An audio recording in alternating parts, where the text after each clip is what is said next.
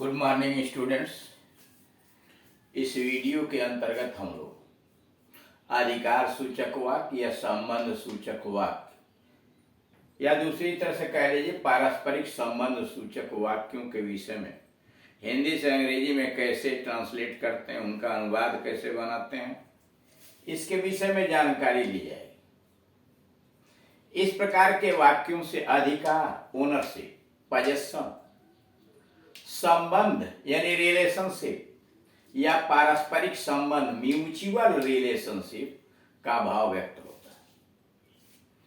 जैसे क्या मोहन के पास गाड़ी है, क्वेश्चन है क्या मोहन के पास गाड़ी है, या उसी का दूसरा क्वेश्चन क्या मोहन के पास गाड़ी नहीं है। हैज मोहन ए कार या हैजंट मोहन ए कार। क्या मोहन के पास गाड़ी है, हैज मोहन ए कार, और इसका हो जाएगा क्या मोहन के पास गाड़ी नहीं है, हैजंट मोहन ए कार। दूसरा, has Mohan got a car अथवा hasn't Mohan got a car, इसमें गाट भी बढ़ा दिया गया। तीसरा ट्रांसलेशन है doesn't Mohan have a car, doesn't Mohan have a car, यानी देख रहे हैं कि तीन तरह से ट्रांसलेशन बना। Has Mohan a car, has Mohan got a car, does Mohan have a car या doesn't Mohan have a car. क्या आपके पुत्र हैं, क्या आपके पुत्र नहीं है।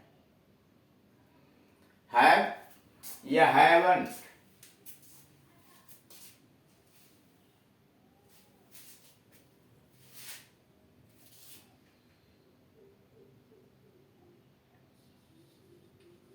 Does Mohan have a car, ऐसे लिख दिया एक अलग से। जैसे यहां देख रहे हैं एक ही लिखा है doesn't Mohan have a car, क्या मोहन के पास गाड़ी नहीं है, does Mohan have a car, क्या मोहन के पास गाड़ी है। क्या आपके पुत्र हैं, क्या आपके पुत्र नहीं। तो हैव यू ए सन, क्या आपके पुत्र हैं, या have you got a son, क्या आपके पुत्र हैं। Do you have a son, do you have a son, क्या आपके पुत्र हैं। वही जब निगेटिव में आया है कि क्या आपके पुत्र नहीं हैं, does haven't you a son या haven't you got a son या don't you have a son. Rules, has oblique hasn't plus noun pronoun subject के स्थान पर, तब उसके बाद नाउन। जैसे याद दिया है has hasn't, noun pronoun subject हो गया और उसके बाद फिर नाउन का। दूसरा तरीका है या हैजंट, नाउन और प्रोनाउन इस मॉडल में नाउन और प्रोनाउन सब्जेक्ट में और उसके बाद गाट आया हुआ तब नाउन लगा के क्वेश्चन मार्क। तीसरा मॉडल है या हैवंट, बहुवचन के अंतर्गत नाउन या प्रोनाउन सब्जेक्ट के स्थान पर और उसके बाद सीधे नाउन। और उसी का दूसरा मॉडल है या haven't plus noun pronoun subject के स्थान पर प्लस गाट प्लस नाउन। पांचवा है डू या does plus noun oblique pronoun subject के रूप में प्लस हैव और प्लस नाउन क्वेश्चन मार्क, अथवा डोंट या डजंट प्लस नाउन प्लस या आर प्रोनाउन, नाउन या प्रोनाउन प्लस नहीं प्रोनाउन सब्जेक्ट के स्थान पर, उसके बाद हैव, उसके बाद नाउन और क्वेश्चन मार्क। अब ये नोट पर, जब वाक्य में हैव प्लस नॉट या नो प्लस नाउन आता है, जब कोई ऐसा वाक्य है जिसमें हैव के बाद नॉट या नो और प्लस नाउन आता है, तो इससे यह बोध होता है कि यह अभाव अस्थायी है, टेम्पोररी है, अर्थात इसका अभाव केवल वर्तमान में है, इसलिए इसकी पूर्ति भविष्य में संभव हो सकती है। जैसे मेरे पास किताब नहीं है, I have no book, I have no book, या I have not any book. अभी मेरे पास किताब नहीं है, यह एक अस्थायी भाव है, आगे किताब हो भी सकती है। इसके कहने का मतलब है कि आई हैव नो बुक का मतलब हो कि वर्तमान में मेरे पास किताब नहीं है। यह एक टेम्पररी भाव है, आगे किताब हो भी सकती है। परंतु डू प्लस नॉट प्लस है प्लस नाउन से यह बोध होता है कि अभाव अस्थाई परमानेंट है। लेकिन अगर वही डू प्लस नॉट है नाउन से यह बोध होता है कि अभाव अस्थाई यानी परमानेंट है, अर्थात यह अभाव सदा के लिए है और इसकी पूर्ति भविष्य में संभव नहीं है। जैसे मेरे पास किताब नहीं है, आई हैव नो बुक। अभी मेरे पास किताब नहीं है, यह अस्थायी भाव। लेकिन अगर आपने कह दिया I do not have a book, I do not have a book, इसका मतलब हुआ कि मेरे पास किताब है ही नहीं, न ही पास में, न घर में, न भविष्य में जल्दी होने की उम्मीद है। समझने की कोशिश कीजिए कि इसमें क्या कहा जा रहा है।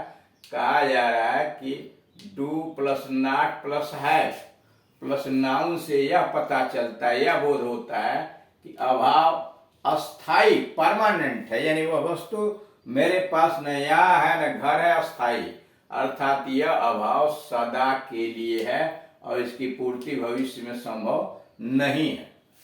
जैसे मेरे पास किताब नहीं है, इसके दो ट्रांसलेशन हुए, आई हैव नो बुक या I have not any book. इसका मतलब यह है कि अभी मेरे पास किताब नहीं है, यह अस्थायी भाव है, भविष्य में मेरे पास किताब हो सकती है। लेकिन अगर हमने कहा कि I do not have a book, तो मेरे पास किताब है ही नहीं, न पास में है, न घर पर है और न ही भविष्य में उसकी उम्मीद दिखाई दे रही। नंबर 2, प्रश्न। जब प्रश्नवाचक वाक्य में हैव आता है, यानी जब प्रश्नवाचक वाक्य में हैव आता है, तब इससे अस्थाई टेम्पोररी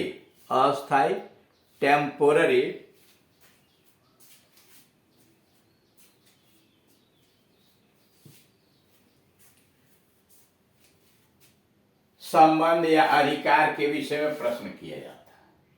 कारण कि जब प्रश्नवाचक वाक्य हैव में आता है, यानी हैव से बनता है, तब इससे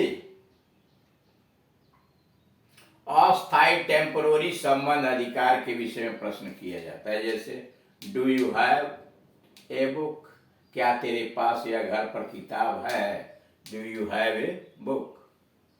परंतु आजकल इन दोनों रूपों में फारस में बहुत अंतर नहीं माना जाता, अंतर माना ही नहीं जाता कि आप do you have a book बोल रहे हैं या हैव यू ए बुक बोल रहे हैं, आई हैव नो बुक बोल रहे हैं या I do not have a book बोल रहे हैं। मतलब इसका अंतर मॉडर्न इंग्लिश के अंतर्गत मिटा दिया गया। लेकिन जानना तो जरूरी है कि यह भी सही है, यह भी सही है, और दोनों में डिफरेंस क्या है।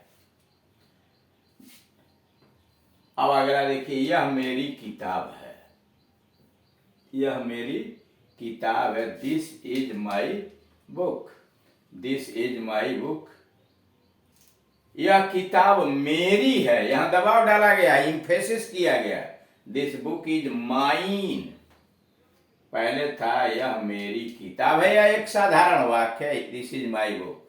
लेकिन जब दबाव डाल के आपने कहा कि यह किताब मेरी है, तो दिस बुक इज माइन। दूसरा, ये तेरी कलमें हैं, ये तेरी कलमें हैं, these are your pens, these are your pens. और ये कलमें तेरी हैं, these pens are yours, these pens are yours. यह मेरा भाई है, दिस इज माई ब्रदर, यह मेरा भाई है, this is my brother.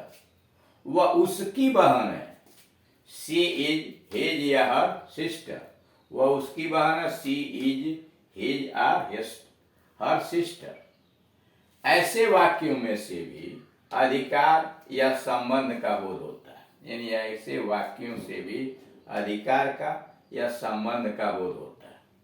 Rule number 1, सबसे पहले सब्जेक्ट रखा, तब वर्ब बी के रूप एम इज आर रखा, और तब पॉजेसिव एडजेक्टिव और तब नाउन। और दूसरा तरीका है पॉजेसिव एडजेक्टिव का मतलब जैसे यहाँ देखिए, यहाँ लिखा हुआ सब्जेक्ट लिखा, वर्ब लिखा, पॉजेसिव एडजेक्टिव और तब नाउन। और दूसरा सब्जेक्ट वर्ब भी एम इज आर पॉजेसिव, यहाँ आ जाइए, यह किताब मेरी है, सब्जेक्ट और तब वर्ब इज और तब पॉजेसिव प्रोनाउन माइन। ऐसे वाक्यों का अनुवाद ऐसे भी हो सकता है, यानी इन वाक्यों का अनुवाद ऐसे भी लिखा जा सकता है, जैसे यह मेरी किताब है, this is a book of mine.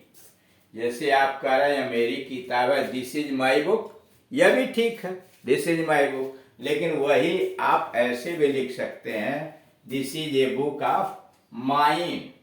दूसरा, वह तेरा चचेरा भाई है, he is a cousin of yours, he is a cousin of yours. और तीसरा, वह उसकी सहेली है, she is a friend of hers, she is a friend of hers. तो इस तरह से देखा अधिकार सूचक वाक्यों के अंतर्गत किस प्रकार से क्रिया हैव को लगा करके, हैज को लगा के या इज आर एम के माध्यम से किस प्रकार संबंध सूचक वाक्यों का हिंदी से अंग्रेजी के अंतर्गत बनाया जा रहा है। शेष इसके अगले वाले वीडियो में खाएंगे।